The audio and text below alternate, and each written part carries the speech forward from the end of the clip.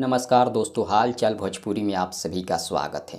दोस्तों, आज इस वीडियो में जानेंगे नेपाल में जो हंगामा हुआ था खेसारी लाल यादव जी के शो में, उस हंगामे को लेकर कितने लोग खेसारी लाल यादव जी का साथ दिए हैं, आज इस वीडियो में बताएंगे। वीडियो को पूरा देखिएगा और चैनल पर पहली बार आए हैं तो चैनल को सब्सक्राइब कर बेल आइकन को दबा दीजिएगा और वीडियो अच्छा लगेगा तो वीडियो को लाइक शेयर ज़रूर करिएगा।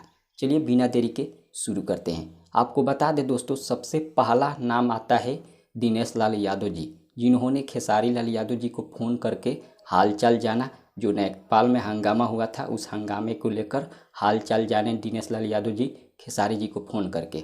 और दूसरा नाम आता है अमरपाली दुबे जी, उन्होंने भी खेसारी जी को फ़ोन किया था और हालचाल जाना था।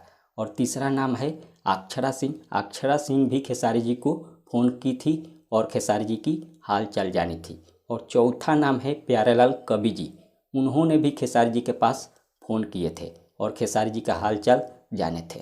और पांचवा जो नाम है, जिनका नाम खेसारी लाल यादव जी नहीं रखें और केवल ये बता दिए, कोई प्रोड्यूसर साहब थे जिन्होंने खेसारी जी के पास मैसेज भेजकर खेसारी जी के बारे में हालचाल जाने।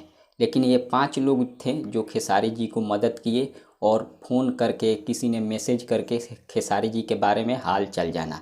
बाकी किसी ने भोजपुरी इंडस्ट्री से कोई भी कॉल नहीं किया। और सभी लोग बोलते हैं भोजपुरी इंडस्ट्री एक परिवार है, लेकिन कहने को परिवार बोलते हैं, लेकिन सभी लोगों के नज़र में खेसारी लाल यादव जी को भोजपुरी इंडस्ट्री से निकालना है।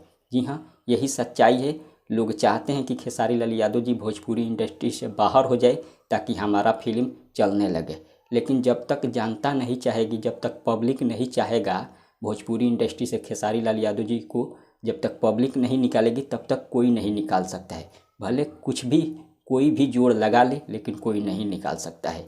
यही सच्चाई है। अब इसके बारे में आप सबका क्या राय है, कमेंट के जरिए ज़रूर बताइए। मिलते हैं अगले वीडियो में। धन्यवाद।